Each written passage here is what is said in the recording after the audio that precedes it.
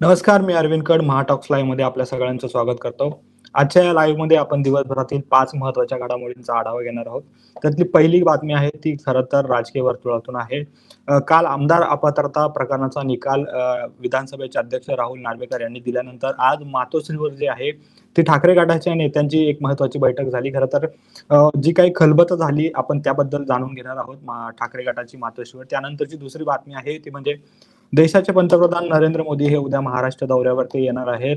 यावेळी ते नाशिकला काळराम मंदिरात जाणार आहेत. त्याचबरोबर मुंबईतील जो अटल सेतू आहे, शिवडी नावाशिवाय जो ब्रिज आहे, त्याचं उद्घाटन करणार आहेत. त्याचप्रमाणे इतर अनेक महत्त्वाच्या प्रकल्पांचे उद्घाटन जे आहे, ते मोदी उद्या करणार आहेत. त्यानंतरची तिसरी बातमी आहे ती राष्ट्रवादीच्या गोटातून आहे.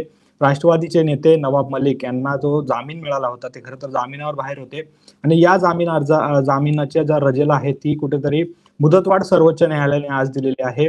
त्या संदर्भाचं कारण नेमकं काय आहे हे आपण या लाईव्हमध्ये पाहणार आहोत. त्यानंतरची चौथी बातमी आहे ती म्हणजे व्हायब्रंट गुजरातमध्ये उद्योगपती मुकेश अंबानी यांनी रिलायन्स ही गुजरातची कंपनी आहे अशा प्रकारचं विधान केल्यानंतर मनसेकडून कुठेतरी संताप व्यक्त केला जातोय. मनसेचे नेते संदीप देशपांडे यावरून मुकेश अंबानींना चांगलं सुनावलं आहे. त्यांनी नक्की काय म्हटलं आहे हे सुद्धा आपण या लाईव्हमध्ये पाहणार आहोत. आणि त्यानंतरची पाचवी बातमी आहे ती म्हणजे स्वच्छ भारत पुरस्कार जे आहे 2023 चे ते आज जाहीर झालेले आहे आणि महत्वाची गोष्ट म्हणजे महाराष्ट्र जे आहे ते या यादीमध्ये अव्वल ठरलेला आहे. महाराष्ट्राचा पहिला क्रमांक जो आहे तो स्वच्छ भारत अभियानामध्ये आलेला आहे. तर या 5 महत्वाच्या बातम्या आहेत. त्यातली पहिली सविस्तर बातमी जी आहे ती अर्थातच काल शिवसेनेचा आमदार अपात्र प्रकरणी निकाल लागल्यानंतर आज मातोश्रीवर जी आहे ते ठाकरे गटातील नेत्यांची बैठक झाली. खरं तर जी खलबतं झाली आपण त्याबद्दल जाणून घेणार आहोत. परंतु याची पार्श्वभूमी अशी म्हणजे काल विधानसभेचे अध्यक्ष राहुल नार्वेकर यांनी कोणत्याही दोन्ही गटाला म्हणजे शिंदे गट आणि ठाकरे गटातील आमदारांना कुठेही अपात्र ठरवलेलं नाहीये. परंतु शिवसेना जी आहे ती मूळ शिवसेना एकनाथ शिंदेची आहे असं प्रकारचं त्यांनी निकाल जो आहे तो काल दिला. परंतु यानंतर ठाकरे गटाचे नेते असतील खरं तर या निकाल आल्यानंतर संध्याकाळी उद्धव ठाकरेंनी जी मातोश्रीवरती पत्रकार परिषद घेतली. त्यानंतर संजय राऊत यांनी सुद्धा दिल्लीतून पत्रकार परिषद घेत या संदर्भात जे आहे ते टीका केलेली आहे. कुठेतरी लोकशाहीची हत्या झालेली आहे. विधानसभा अध्यक्षांनी अशा प्रकारचा निर्णय दिल्यानंतर ठाकरे गट असतील किंवा ठाकरे गटाचे कार्यकर्ते असतील, पदाधिकारी असतील यांनी कुठेतरी विधानसभेचे अध्यक्ष किंवा भाजपच्या विरोधात कुठेतरी निषेध नोंदवलेला आहे. या संदर्भात आपण आपले प्रतिनिधी जे आहेत चेतन गिरदत हे सध्या मातोश्रीच्या बाहेर आहेत. आपण त्यांच्याकडून जाणून घेणार आहोत. चेतन काय सांगशील कालचे निर्णय आल्यानंतर आज मातोश्रीवर बैठका होत आहेत, खलबतं होत आहेत. नक्की अरविंद, आपण जर पाहिलं तर काल जो विधान भवनात विधिमंडळाचे अध्यक्ष जे आहेत राहुल नार्वेकर यांनी खरं तर शिवसेना पक्ष नेमका कोणाचा आणि विधिमंडळाचे जे प्रतोद आहेत शिवसेनेचे ते नेमके कोण असणार आहेत यावर जो आहे तो त्यांनी निर्णय दिलेला आहे. त्यासोबत आपण जर पाहिलं तर त्यांनी एका गोष्टीवर लक्ष केंद्रित केलेलं आहे, ती म्हणजे 2018 साली जी घटना जी शिवसेना ठाकरे गटाची आहे या घटनेचा उल्लेख देखील नार्वेकर यांनी केला होता.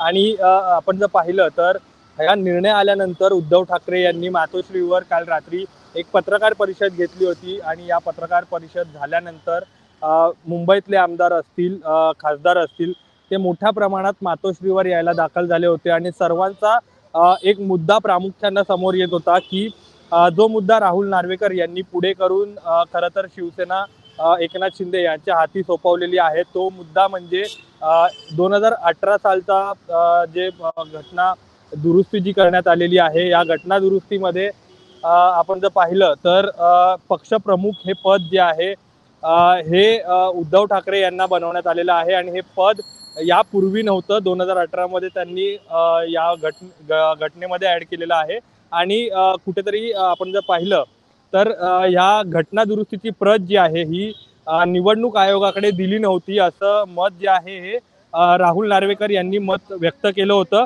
आणि घटना बदलाची ही निवडणूक आयोगात नोंद नाही यावरूनच खरं तर हे आमदार जे आहेत शिवसेनेचे नेते जे आहेत ते मातोश्रीवर काल रात्रीपासूनच दाखल व्हायला सुरुवात झाली होती आणि यात नक्की ही प्रत निवडणूक आयोगापर्यंत का पोहोचली नाही असा सवाल जो आहे तो वारंवार उपस्थित केला जात होता. आणि त्याच पार्श्वभूमीवर आज जर आपण पाहिलं तर सकाळपासूनच आमदारांची लगबग जी आहे ही मातोश्रीवर आपल्याला पाहायला मिळत होती। उद्धव ठाकरेंनी देखील दुपारी 1च्या सुमारास एक महत्त्वाची बैठक जी आहे ही शिवसेना नेत्यांची लावली होती। या बैठकीला देखील मोठ्या प्रमाणात शिवसेनेचे नेते असतील, आमदार असतील ते दाखल झाले होते। अरविंद सावंत खासदार असतील, संजय राऊत असतील किंवा मुंबईतले आमदार म्हणजे सर्व आमदार असतील ते देखील या ठिकाणी दाखल होते। सुषमा अंधारे असतील उपनेत्या, त्या देखील दाखल होत्या। या बैठकीमध्ये प्रामुख्याने आपण जर पाहिलं तर याच मुद्द्यावर चर्चा झाल्याची माहिती जी आहे ती सूत्रांच्या माध्यमातून आपल्याला मिळते आहे। मात्र या बैठकीमध्ये या मुद्द्यावरून खडाजंगी झाल्याचं देखील समोर येत आहे। जो गट याला विरोध करत होता त्या गटाकडून वारंवार एक प्रश्न उपस्थित केला जात होता, कारण आपण जर पाहिलं तर शिवसेना पक्षाचे जे प्रशासकीय कामासाठी नेमणूक केलेली आहे ते म्हणजे पक्षाकडूनच ही नेमणूक खरं तर केली गेलेली आहे। अनिल देसाई आहेत आणि सुभाष देसाई या दोन व्यक्तींची खरं तर प्रशासकीय कामांसाठी नेमणूक केलेली आहे आणि अशा मोठ्या नेत्यांकडून ही चूक कशी काय होऊ शकते असा सवाल देखील यावेळेस उपस्थित करण्यात आलेला आहे। आणि जर अशी चूक झाली असेल तर त्याचा जाब विचारायला हवा आणि त्यासाठीच उद्धव ठाकरे यांनी ही बैठक बोलावली होती। तर दुसरीकडे ह्या गटांनी अशी देखील एक मागणी केलेली आहे की जर निवडणूक आयोगाकडे ही प्रत जी आहे ती जर दाखल केली असेल तर निवडणूक आयोगाकडून याची एक कॉपी जी आहे ती आपण मिळवूया किंवा आपल्या डेटाबेसमध्ये जर ही कॉपी असेल तर ती आपण सर्व प्रसारमाध्यमांच्या समोर आणूया आणि एक पत्रकार परिषद घेऊया आणि राहुल नार्वेकर ज्यांनी काल हा जो 2018चा जो दाखला दिलेला आहे हा कसा खोटा आहे हा सिद्ध करूया या पत्रकार परिषदेच्या माध्यमातून। हे वारंवार जे आहे हे नेत्यांच्या वतीनं सांगण्यात येत होतं आणि याच पार्श्वभूमीवर आपण जर पाहिलं तर कुठेतरी अनिल देसाई असतील, सुभाष देसाई असतील यांची कानउघडणी देखील उद्धव ठाकरे यांनी केली असल्याची माहिती जी आहे ती या बैठकीतून समोर येते। अरविंद, चेतन, परंतु ठाकरे गटाकडून म्हणजे काल ही निकाल आल्यानंतर आदित्य ठाकरेंनी असं सांगितलं होतं की या निकालासंदर्भात आम्ही सर्वोच्च न्यायालयात दाद मागणार आहोत। ठाकरे गटाचे कोणते नेते सर्वोच्च न्यायालयात दाद मागण्यासाठी आज दिल्लीला गेल्याची काही माहिती मिळते का चेतन? नक्कीच अरविंद, सकाळी आपण जर पाहिलं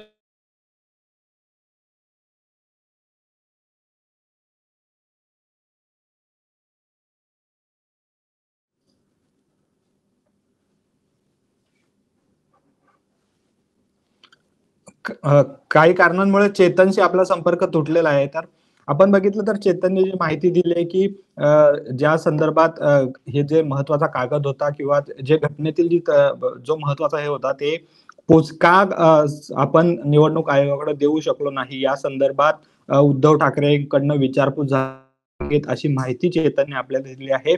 दरम्यान या बैठकीला अनेक नेते ठाकरे गटाचे आज उपस्थित झाले होते। याच प्रकारे शिवसेनेच्या उपनेत्या सुषमा अंधारे या बैठकीसाठी आलेल्या होत्या, परंतु त्यांनी असं सांगितलं की जी बैठक आहे ती आम्ही बोलवलेली नव्हती, परंतु आम्ही कालच्या निकालानंतर आमचे पक्षप्रमुख आहेत त्यांना भेटण्यासाठी आलेलो होतो। सुषमा अंधारे नक्की काय म्हणाल्यात आपण पाहूयात।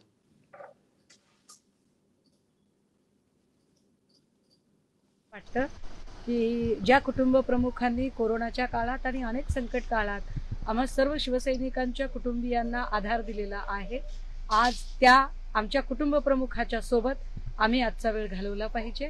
म्हणून आज आम्ही अनेक पक्षाचे पदाधिकारी, निष्ठावंत शिवसैनिक हे पक्षप्रमुखांना भेटायला जात आहोत।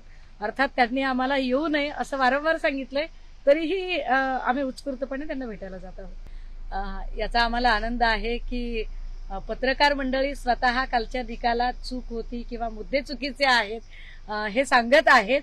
निश्चितपणे कालच्या निकालातल्या त्रुटी अनेक आहेत, अनेक उणिवा आहेत। लोकशाहीची एका अर्थाने हत्या करण्याचाच प्रयत्न काल नार्वेकरांनी केलेला आहे, पण त्यात नार्वेकरांची चूक नाही। ज्याची खावी पोळी त्याची वाजवावी टाळी।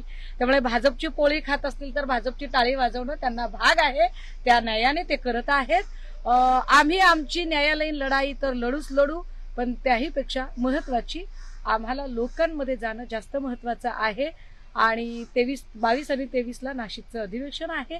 त्या अधिवेशनाच्या नंतर महिला, युवा सेना, कामगार सेना आणि फादर बॉडी या चारही जणांचे काही तर आपण बघितलं तर सुषमा अंधारे यांनी प्रतिक्रिया दिली, की आम्ही फक्त आमचे पक्षप्रमुखांना भेटायला आलेलो होतो. तर या निकालावर प्रतिक्रिया देताना सुषमा अंधारे असंही म्हणाले, की ही लोकशाहीची हत्या आहे. राहुल नार्वेकरांनी जे दिलेला आहे, निकाल दिलेला आहे, तो अशा प्रकारचा निकाल दिलेला आहे. यामध्ये त्यांची चूक नाही, चूक काहीच नाहीये. अशा प्रकारचं वक्तव्य जे सुषमा अंधारे यांनी दिलेलं आहे. दरम्यान आपल्याशी चेतन किर्दत जे आमचे प्रतिनिधी आहेत, ते पुन्हा जोडले गेलेले आहेत मातोश्री समोरून. चेतन, मगाशी मी विचारत होतो, की कुठले शिवसेनेच्या ठाकरे गटाचे नेते जे आहेत ते सर्वोच्च न्यायालयात दाद मागण्यासाठी दिल्लीला गेले आहेत का? काय माहिती आहे का? अरविंद, आज सकाळीच शिवसेना उद्धव ठाकरे गटाचे जे विधान परिषदेचे आमदार आहेत, अनिल परब, हे पक्षाच्या वतीनं अधिकृतरित्या दिल्लीत गेलेले आहेत. अशी देखील शक्यता आहे की आज रात्री संजय राऊत देखील दिल्लीत जाऊ शकतात. अनिल परब यांनी आज दिल्लीत जाऊन खरं तर एक महत्त्वाची चर्चा जी आहे ही वरिष्ठ वकिलांशी केलेली आहे. त्यात मनू सिंघवी असतील, अशा विविध वकील जे आहेत त्यांची चर्चा जी आहे ती कायदेशीर मुद्द्यांवर केलेली आहे. कारण आपण जर पाहिलं तर ज्या पद्धतीनं विधिमंडळ अध्यक्ष राहुल नार्वेकर यांनी मुख्य प्रतोद म्हणून भरत गोगावले यांना मान्यता दिलेली आहे. अशा पद्धतीने जर मान्यता दिलेली आहे त्याचा अर्थ असा होतो की भरत गोगावले यांचा व्हीप जो आहे हा उद्धव ठाकरे गटाच्या सर्व 14 आमदारांवर लागू होतो. आणि अशी याची माहिती देखील काल मुख्यमंत्र्यांनी दिली होती. मुख्यमंत्री एकनाथ शिंदे यांनी व्हीप लागू होईल असं देखील म्हटलं होतं. आणि त्याच पार्श्वभूमीवर कुठेतरी याविषयी टेक्निकल जी चर्चा जी आहे ही याचिका करण्यापूर्वी वकिलांशी करण्यासाठी अनिल परब जे आहेत ते दाखल झालेले आहेत. उद्या कदाचित संजय राऊत असतील किंवा अनिल देसाई असतील हे देखील दिल्लीत जाण्याची शक्यता जी आहे ती सध्या वर्तवली जात आहे. मात्र जी याचिका जी आहे उद्धव ठाकरे गटाकडून जी याचिका सर्वोच्च न्यायालयात दाखल करण्यात येणार आहे, ही याचिका जी आहे ही उद्या किंवा परवाच्या या 2 दिवसांमध्ये ही याचिका जी आहे ही सर्वोच्च न्यायालयात दाखल करण्यात येणार आहे. की चेतन, आता ही कायदेशीर लढाई अजून पुढे चालूच राहणार आहे. कारण उद्धव ठाकरेंनी काल पत्रकार परिषदेत ज्या प्रकारे वक्तव्य केलं किंवा संजय राऊतांनी वक्तव्य केलं किंवा इतर जे राष्ट्रवादीचे नेते असतील किंवा काँग्रेसचे विरोधी पक्षनेते विजय वडेट्टीवार यांनी सुद्धा पत्रकार परिषद घेतली. दरम्यान तुर्तास तू दिलेल्या या सविस्तर माहितीबद्दल धन्यवाद चेतन. तर यानंतरच्या दुसऱ्या बातमीकडे आपण वळणार आहोत. ती बातमी आहे अर्थातच राष्ट्राचे पंतप्रधान नरेंद्र मोदी यांचा उद्या महाराष्ट्र दौरा आहे आणि या महाराष्ट्र दौऱ्यामध्ये ते मुंबईमध्ये अटल सेतूचं उद्घाटन करणार आहे. शिवडी नावाशिवा अशा प्रकारचा हा जो समुद्रातला 22 किलोमीटर पर्यंत 22 किलोमीटरचा जो ब्रिज आहे त्याचं उद्घाटन मोदींच्या हस्ते होणार आहे. दरम्यान त्याआधी नरेंद्र मोदी जे आहेत ते दुपारी 12 वाजता नाशिक येथे जाणार आहे. नाशिक मधल्या उद्या 12 जानेवारी आहे, राष्ट्रीय युवा दिवस आहे उद्या, आणि त्या निमित्ताने जो आहे ते 27व्या राष्ट्रीय युवा महोत्सवासाठी नरेंद्र मोदी जे आहेत ते नाशिकमध्ये जाणार आहे. त्यांच्या हस्ते त्या उद्घाटन होणार आहे त्या सोहळ्याचं, युवा महोत्सवाचं. त्यानंतर ते जे आहेत ते काळाराम मंदिर येथे दर्शनासाठी जातील. आपण बघितलं तर 22 जानेवारीला राम मंदिराचं उद्घाटन होणार आहे आणि त्याआधी जे आहेत ते नरेंद्र मोदी काळाराम मंदिराच्या दर्शनासाठी जाणार आहे. त्यानंतर तिथे सभा झाल्यानंतर नरेंद्र मोदी ही दुपारी साधारण 3 वाजल्याच्या सुमारास मुंबईत येतील. मुंबईत शिवडी नावाशिवा जो ट्रान्स हार्बर लिंक आहे त्याचं उद्घाटन जे आहे ते पंतप्रधान नरेंद्र मोदींच्या हस्ते होणार आहे. त्यानंतर जे आहे ते नवी मुंबई मेट्रोचं सुद्धा उद्घाटन होईल अशी सुद्धा आपल्याकडे माहिती आलेली आहे. त्याचप्रमाणे दिघा रेल्वे स्टेशन जे आहे ते नवी मुंबईतला ऐरोली येथील त्या स्टेशनचं सुद्धा उद्घाटन नरेंद्र मोदींच्या हस्ते होणार आहे. दरम्यान अतुल सेतू बद्दल आपल्याला आपले प्रतिनिधी प्रतिकेश पाटील या उद्घाटन सोहळ्याबद्दलची माहिती देतील. प्रतिकेश, उद्या देशाचे पंतप्रधान नरेंद्र मोदी महाराष्ट्र दौऱ्यावरती येत आहे आणि एक महाराष्ट्राचा किंवा भारत सरकारचा महत्वाचा प्रकल्प असणारा अटल सेतूचं उद्घाटन जे आहे ते मोदींच्या हस्ते होणार आहे. काय सांगशील प्रतिकेश? नक्कीच अरविंद, जर आपण पाहिलं 2016 मध्ये आहे ते पंतप्रधान नरेंद्र मोदी यांच्या हस्ते ते अटल सेतूच्या भूमिपूजन झाले होते. यानंतर जे आहे ते उद्या 3:30च्या सुमारास जे अटल सेतूचे उद्घाटन करणारे पंतप्रधान नरेंद्र मोदी येणार आहे. अटल सेतू एकूण 17,824 कोटी रुपयापेक्षा अधिक खर्च या अटल सेतूसाठी करण्यात आला आहे. त्याचप्रमाणे सुमारे 21.8 किमी लांबीचा 6 पदरी हा पूल असणार असून समुद्रावर तो किमी 16.5 किमी लांबीचा, आता जमिनीवर सुमारे 5.5 किमी लांबीचा हा भारतातील सर्वात लांब पूल आणि देशातील सर्वात मोठा सागरी असा हा पूल असणार आहे. ह्याचं उद्घाटन ते पंतप्रधान नरेंद्र मोदी यांच्या हस्ते होणार आहे आणि 3:30च्या सुमारास या पुलाचं उद्घाटन आहे. त्यानंतर पंतप्रधान नरेंद्र मोदी आहे ते ह्या पूल मार्गे आहे ते नवी मुंबईच्या दिशेने जाणार आहेत. आणि जर आपण पाहिलं तर ह्या पुलामुळे ते मुंबई ते नवी मुंबई असा प्रवास सुकर होणार आहे. जवळजवळ 20 मिनिटाचा जो हा प्रवास आहे तो मुंबईकरांसाठी आणि नवी मुंबईकरांसाठी सुखरूप असा होणार आहे. यामुळे ते पर्यटन स्थळांसाठी किंवा जे काही वाहतूक मालासाठी पण हा ब्रिज सर्वात महत्त्वाचा ठरला जाणार आहे आणि व्यापाराच्या दृष्टीने सुद्धा आर्थिक दृष्ट्या सुद्धा हा ब्रिज सर्वात महत्त्वाचा ठरणार आहे. आणि याचं उद्घाटन जे आहे पंतप्रधान नरेंद्र मोदी यांच्या हस्ते करण्यात येणार आहे. यानंतर जे आहे ते मोदी पनवेलमध्ये त्यांची तिथे पण पंतप्रधान नरेंद्र मोदी यांच्या हस्ते सभा सुद्धा घेण्यात येणार आहे. नक्कीच प्रतिकेश, तर हा उद्याचा जो मोदीचा महाराष्ट्र दौरा आहे तो खूप महत्वाचा असणार आहे, कारण या दौऱ्यामध्ये अनेक उद्घाटन किंवा प्रकल्पांची पायाभरणी केलेली आहे. दरम्यान तुर्तास तू दिलेल्या माहितीबद्दल धन्यवाद प्रतिकेश. तर नरेंद्र मोदींचा हा दौरा जो असणार आहे तो या अटल सेतूचं उद्घाटन झाल्यानंतर नरेंद्र मोदी पनवेल येथील उल्वे नोडमध्ये एक महत्वाची सभा घेणार आहे. दरम्यान या सभेच्या ठिकाणी जे आहे ते 500 खाटांचं रुग्णालय जे आहे तात्पुरतं रुग्णालय इथे उभारण्यात आलेलं आहे, कारण साधारण 3:30ला उद्घाटन झाल्यानंतर 4-4:30 पर्यंत च्या सुमारास ही सभा सुरू होईल. आणि या सभेची खातरदारी म्हणून तेथील जे नागरिक असतील किंवा जे नेते असतील, पदाधिकारी असतील, यांनी त्या नागरिकांच्या सोयीसाठी 500 खाटांचं जे आहे ते रुग्णालय तिथं उभारलं आहे. त्याचप्रमाणे नरेंद्र मोदी यांचा दौरा असल्यामुळे जे आहे ते ज्या उरण परिसरातील ज्या खाणी आहेत त्या खाणींचं जे काम आहे ते कुठेतरी थांबवण्यात आले आहे, कारण या खनिज उत्खननामुळे कुठेतरी प्रदूषणाचा जी पातळी असते ती वाढते. त्यामुळे नरेंद्र मोदी यांचा दौरा असल्यामुळे हे काम आज थांबवण्यात आले आहे. दरम्यान त्याचप्रमाणे नरेंद्र मोदी हे महाराष्ट्र दौऱ्यावर असल्यामुळे पोलिसांचा मोठा फौजफाटा जो आहे तो सगळीकडे आपल्याला पाहायला मिळतोय. खरं तर लोकसभेच्या निवडणुका जवळ आलेल्या आहेत, त्यामुळे नरेंद्र मोदींचे भारतभर दौरे सुरू झालेले आहेत. तसाच प्रकारचा हा दौरा जो आहे तो त्यांचा उद्या महाराष्ट्रात असणार आहे आणि साधारण 30,500 कोटी रुपयांच्या अनेक विकास प्रकल्पांची पायाभरणी जी आहे ते उद्या नरेंद्र मोदींच्या हस्ते होणार आहे. आणि त्यातलं महत्वाचं जे आहे ते म्हणजे भारत सरकारचा महत्वाचा प्रोजेक्ट असणारा अटल सेतू, ज्याला शिवडी नावाशिवाय असे सुद्धा नाव आहे, या प्रकल्पाचं उद्घाटन नरेंद्र मोदी उद्या करणार आहे. दरम्यान या दौऱ्यावरती आपलं उद्या लक्ष असणारच आहे. आपण तुर्तास तिसऱ्या बातमीकडे वळत आहोत. तिसरी बातमी आहे ती राष्ट्रवादीच्या गोटातून आहे. राष्ट्रवादीचे नेते नवाब मलिक यांना सर्वोच्च न्यायालयाने जे आहे ते त्यांना जी सुट्टी जामीन अर्ज जो होता, जामिनाची जी सुट्टी होती 2 महिन्याची, ती आता पुन्हा वाढवून दिलेली आहे. आणि त्यामागचं कारण जे सांगितलं जात आहे ते म्हणजे वैद्यकीय कारणामुळे नवाब मलिक यांची ही सुट्टी वाढवण्यात येत आहे. आपण बघितलं तर नवाब मलिक यांना मूत्रपिंडाचा जो आहे तो त्रास होतो आहे आणि त्याच कारणास्तव ते वैद्यकीय कारणासाठी 2 महिन्याच्या जामिनावर जेव्हा ती बाहेर आले होते आणि आता ही जी सुट्टी आहे ती सर्वोच्च न्यायालयाने आता आणखीन 6 महिने वाढवलेली आहे. खरं तर आपण बघितलं तर नवाब मलिक हे नक्की कोणत्या गटात जाणार राष्ट्रवादीच्या, ही चर्चा ते बाहेर आल्यानंतर रंगत होती आणि त्याचं जे चित्र आहे ते नागपूर अधिवेशनाच्या वेळेस आपल्याला पाहायला मिळालं. खरं तर नवाब मलिक यांच्यावरती भाजपने दहशतवाद्यांची संबंध आहे अशा प्रकारचा आरोप केला होता.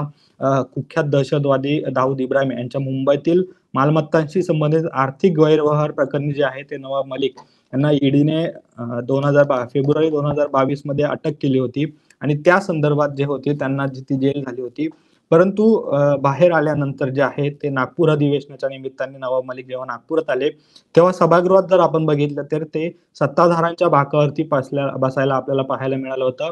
आणि यावरून नागपूर अधिवेशनाच्या दरम्यानच मोठं राजकारण झालं होतं, कारण उपमुख्यमंत्री देवेंद्र फडणवीस यांनी थेट पत्रव्यवहार करून अजित पवारांकडे याबद्दल नाराजी व्यक्त केली होती आणि त्यावरून राजकीय चर्चा खरं तर रंगलेल्या होत्या. आपल्याला पाहायला मिळालं तर नवाब मलिक असतील जे त्यांचा दहशतवादाशी संबंध आहे अशा प्रकारचा आरोप भाजपने केल्यामुळे कुठेतरी अजित पवार गट जो आहे तो बॅकफूटवर गेलेला आपल्याला पाहायला मिळाला होता देवेंद्र फडणवीस यांच्या पत्रव्यवहारानंतर.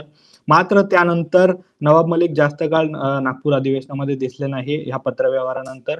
परंतु आता जे आहे ते वैद्यकीय कारणामुळे त्यांची सुट्टी जी आहे ती वाढवण्यात आली आहे. आपण जर बघितलं तर साधारण 1.5 वर्ष जे नवाब मलिक होते ते ईडीच्या कोठडीत होते. त्यानंतर मूत्रपिंडाच्या उपचारासाठी जे आहेत त्यांना 2 महिन्याची सुट्टी सर्वोच्च न्यायालयाने दिली होती. परंतु आता त्यांचं आजाराचं कारण देऊन, वैद्यकीय कारण देऊन जे आहे ते सर्वोच्च न्यायालयाने ही सुट्टी वाढवली आहे. दरम्यान नवाब मलिक यांच्या एकंदरीतच या प्रकरणावरती राष्ट्रवादीच्या दोन्ही गटात कुठेतरी आपल्याला पाहायला मिळतंय की म्हणजे शरद पवार गटातले नेते असतील की ते दावा करतायत की नवाब मलिक आमच्या सोबत आहेत, तर अजित पवार गटाचे नेते सुद्धा दावा करतायत की ते आमच्या सोबत आहे. दरम्यान आता या संदर्भात त्यांची सुट्टी जी आहे ती वाढवण्यात आली आहे. त्यानंतर आगामी लोकसभा निवडणुका त्या दरम्यान आहेत, त्यावेळीच नक्की नवाब मलिक कोणत्या गटाबरोबर राहतात, कोणत्या गटासोबत प्रचार करतात हे सुद्धा आगामी काळात पाहावं लागेल. त्यानंतरच्या चौथ्या बातमीकडे आपण बोलतोय, ती बातमी आहे अर्थातच मनसेने जे आहे ते मुकेश अंबानी, उद्योगपती मुकेश अंबानी यांच्या विरोधात संताप व्यक्त केलेला आहे. आपण बघितलं तर 10 ते 12 जानेवारी असा गुजरातमध्ये व्हायब्रंट गुजरात हा महत्वाचा कार्यक्रम सुरू आहे. अनेक देशातले मोठे मोठे बडे बडे उद्योगपती जे आहेत त्या कार्यक्रमाला येत असतात आणि याच कार्यक्रमात काल मुकेश अंबानी यांनी एक असं वक्तव्य केलं की रिलायन्स ही जी कंपनी आहे ती भारतीय नाही तर गुजराती कंपनी आहे, असं वक्तव्य मुकेश अंबानी यांनी या कार्यक्रमात केलं होतं. आणि त्यानंतर महाराष्ट्रातून म्हणजेच मुंबईतून मनसेचे नेते संदीप देशपांडे यांनी या विरोधात जे आहे ते चांगलंच मुकेश अंबानी यांना सुनावलं आहे. तुम्ही जर गुजरातची कंपनी आहे असं म्हणतात तर महाराष्ट्रात आलात कशाला, अँटिलिया कशाला महाराष्ट्रात बांधलीत, एवढं जर तुम्हाला गुजरातचा पुळका असेल तर तुमचा जो बोजा बिस्तार आहे तो गुंडाळा आणि गुजरातला द्या, अशा शब्दात जे आहेत ते मनसे नेते संदीप देशपांडे यांनी मुकेश अंबानी यांना सुनावलं आहे. आपण जर बघितलं तर गेल्या महिन्यामध्ये जे उद्योगपती गौतम अदानी यांच्या विरोधात उद्धव ठाकरे यांनी भूमिका घेतली होती आणि मुकेश अंबानींविरोधात मनसेने यावरती राज ठाकरे जरी काही बोलले नसले तरी मनसेचे नेते संदीप देशपांडे यांनी या विरोधात संताप व्यक्त केलेला आहे. आपण जर बघितलं तर मुकेश अंबानींचं पुन्हा एकदा वक्तव्य सांगतो की रिलायन्स ही गुजराती कंपनी आहे आणि हरित ऊर्जेत जे आहे तो रिलायन्स इंडस्ट्रीने मोठी कामगिरी केलेली आहे. अशा प्रकारे या व्हायब्रंट गुजरात कार्यक्रमामध्ये मुकेश अंबानी यांनी म्हटलं आहे. तर येत्या 10 वर्षात गुजरातच्या हरित ऊर्जा क्षेत्रात ही कंपनी गुंतवणूक करेल आणि 2030 पर्यंत रिलायन्स गुजरातच्या हरित ऊर्जेच्या वापरापैकी जवळपास निम्मे उत्पादन करे, अशा प्रकारे व्हायब्रंट गुजरातमध्ये जे आहे ते मुकेश अंबानी यांनी सांगितलं. तर 12 लाख कोटीची गुंतवणूक जी आहे ती गुजरातमध्ये करणार आहे हे सुद्धा मुकेश अंबानी यांनी सांगितलं. त्याचप्रमाणे गौतम अदानी जे आहे ते 2 लाख कोटीची इन्व्हेस्टमेंट जी आहे ती गुजरातमध्ये करणार आहे. परंतु आता या प्रकरणावरून मनसेने मोठा संताप व्यक्त केलेला आहे. आपण जर बघितलं तर मनसेने नेहमीच जी आहे ती इथल्या भूमिपुत्रांची असेल किंवा इथल्या मराठीला प्राधान्य देणार असेल अशा प्रकारचं वक्तव्य केलेलं आहे. परंतु आता मुकेश अंबानी हे देशातील खरं तर मोठे उद्योगपती आहेत. मुकेश अंबानींच्या अनेक कार्यक्रमामध्ये, घरगुती कार्यक्रमामध्ये राज ठाकरे यांना नेहमी निमंत्रण आलेलं असतं. परंतु आता याच्या पुढे अशी प्रकारची भूमिका जी आहे ती मनसेने घेतल्यामुळे कुठेतरी राज ठाकरे आणि मुकेश अंबानी यांच्या जे संबंध आहेत त्याच्यामध्ये दुरावा येऊ शकतो का, अशा प्रकारचं स्थिती निर्माण झालेली आहे. खरं तर मनसेचे नेते संदीप देशपांडे यांनी याआधी सुद्धा ज्यांनी महाराष्ट्राच्या विरोधात काही वक्तव्य केलेली आहेत किंवा अशा प्रकारचे स्टेटमेंट केलेले आहेत त्याला विरोध केलेला आहे. अगदी आक्रमकपणे आपण जर बघितलं तर संदीप देशपांडे हे मनसेचे आक्रमक नेते म्हणून त्यांची ओळख आहे आणि त्या पद्धतीने आज त्यांनी जेव्हा पत्रकारांशी संवाद साधला त्यावेळी त्यांनी जे आहे ते मुकेश अंबानी यांना सुनावलं आहे, तुमचा बोजा बिस्तारा गुंडाळा आणि गुजरातला निघून जा, अशा प्रकारचं वक्तव्य जे आहे ते संदीप देशपांडे यांनी केलेलं आहे. दरम्यान या संदर्भात आता काय अपडेट येतात हे सुद्धा आपण पाहू. त्यानंतरच्या 5व्या आणि शेवटच्या बातमीकडे आपण बोलतोय, ती बातमी आहे अर्थातच महाराष्ट्रासाठी ही अभिमानाची गोष्ट आहे, कारण स्वच्छ भारत अभियान अंतर्गत 2023 जे आहे ते पुरस्कार जाहीर झालेले आहेत आणि महत्वाची गोष्ट म्हणजे या पुरस्कारामध्ये महाराष्ट्र यंदा अव्वल ठरलेला आहे. या पुरस्कारामध्ये महाराष्ट्राचा पहिला क्रमांक आलेला आहे. तर शहरांच्या बाबतीत जर विचार करायचा झाला तर नवी मुंबई जी महानगरपालिका असेल किंवा नवी मुंबई हे शहर असेल ते पुन्हा एकदा देशात 3ऱ्या स्थानी आलेलं आहे. तर इंदोरने मात्र सलग 7व्यांदा याही वर्षी 1 लाख लोकसंख्या असल्यापेक्षा जास्त शहरांच्या यादीत पुन्हा एकदा पहिला क्रमांक मिळवला आहे. आपण जर बघितलं तर गेल्या महिन्यातच एकनाथ शिंदे जे आहे ते समुद्रकिनारी ट्रॅक्टरवरून स्वच्छता करताना दिसले होते किंवा वेळोवेळी त्यांनी मुंबई महानगरपालिकेच्या स्वच्छता स्वच्छता अभियानात सुद्धा एकनाथ शिंदे स्वतः सहभागी झालेले आपल्याला पाहायला मिळाले होते.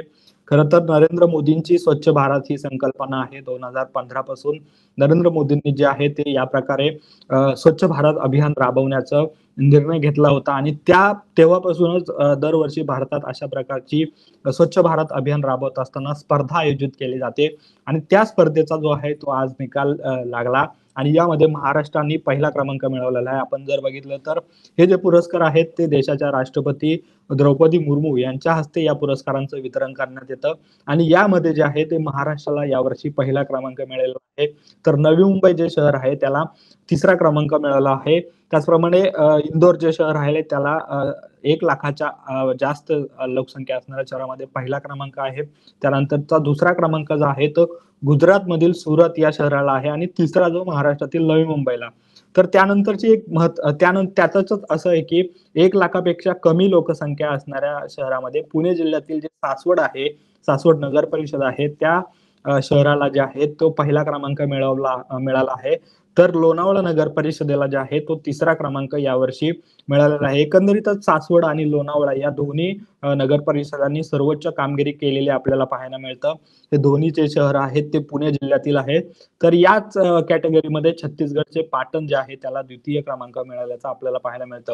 आपण जर बघितलं तर गृहनिर्माण तथा शहरी कार्य केंद्रीय मंत्रालय यातर्फे देश पातळीवरती ही जी स्पर्धा घेण्यात येते स्वच्छ भारत अभियान किंवा स्वच्छ सर्वेक्षण 2023 अशा प्रकारची स्पर्धा असते आणि यामध्ये जे आहे ते महाराष्ट्राला चांगला यावर्षी पहिला क्रमांक मिळवला आहे. आपण जर बघितलं तर राष्ट्रीय पातळीवर पहिल्या 3 क्रमांकामध्ये येण्यासाठी जवळपास 8 ते 10 शहरांवर विशेष लक्ष केंद्रित केले जाते आणि यामध्ये जे आहे ते महाराष्ट्रामधले बारामती असेल, इंदापूर असेल, जेजुरी, शिरूर, भोर, सासवड, लोणावळा यांचा समावेश असून यापैकी प्रत्येक नगर परिषदेने जे आहे ते स्वच्छ सर्वेक्षण स्पर्धेत यापूर्वी आणि यावर्षीही विविध गटांमध्ये राष्ट्रीय पातळीवरती पुरस्कार प्राप्त केलेले आहेत आणि अशा प्रकार जे आहे तो महाराष्ट्राचा कुठेतरी अभिमान आपल्याला इथे दिसून येतो की पहिला क्रमांक यावर्षी महाराष्ट्राने स्वच्छतेच्या बाबतीत जो मिळवलेला आहे.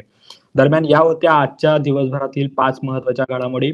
अशाच लाईव्ह घडामोडी आम्ही तुमच्यापर्यंत महाटॉक्स या आमच्या युट्यूब चॅनलवरून घेऊन येत असतो.